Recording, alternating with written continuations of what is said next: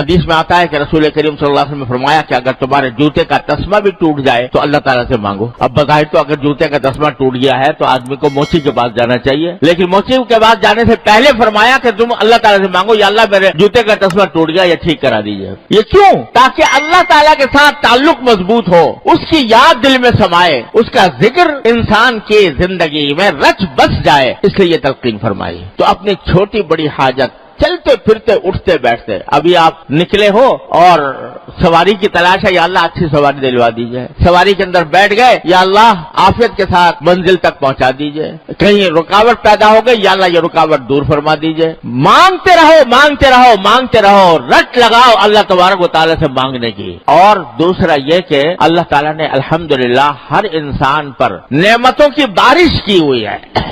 تو ہر نعمت کا تصور کر کے اللہ تعالیٰ کو کثرت سے شکر ادا کرنے کی عادت ڈالیں۔ یہ دو عظیم عبادتیں ہیں اور عظیم کام ہیں، ایک شکر اللہ تبارک و تعالیٰ کی نعمتوں کا، اور دوسرے اللہ تعالیٰ سے مانگنے کی عادت، چاہے چھوٹی بڑی عادت، چھوٹی بڑی حاجت ہو، کوئی حاجت ہو، اللہ تعالیٰ سے مانگنے کی۔ یہ دو باتوں کا اگر انسان اہتمام کر لے کہ شکر کثرت سے ادا کرے، کثرت سے ادا کرے، صبح سے لے کے شام تک کی زندگی میں اس کو اپنا تقیہ کلام بنائے، اس کو اپنی عادت مستمرہ بنائے کہ آدمی اللہ تعالیٰ کی نعمتوں کا شکر ادا کر رہا ہے، اور جو کوئی حاجت ہے چھوٹی بڑی اللہ تعالیٰ سے مانگنے کی عادت ڈالے۔ یہ کر کے دیکھیں، اس کی مشق کرنی ہوتی ہے، اس کی عادت ڈالنی ہوتی ہے۔ یہ مشق اور عادت ہو جائے تو اللہ تبارک و تعالیٰ کے ساتھ جتنا آپ مانگو گے اور جتنا اللہ تعالیٰ کا شکر ادا کرو گے، اللہ تعالیٰ کے ساتھ تعلق مضبوط ہوگا، اور تعلق مضبوط ہونے کے نتیجے میں اس کی یاد اور اس کا ذکر دل میں سمائے گا، اور سما گیا تو سمجھو دنیا آخرت کی کامیابی اس لحاظ سے حاصل ہو گئی کہ انشاءاللہ جب دل میں سمائی ہوگی یہ بات کہ میں اللہ کا بندہ ہوں،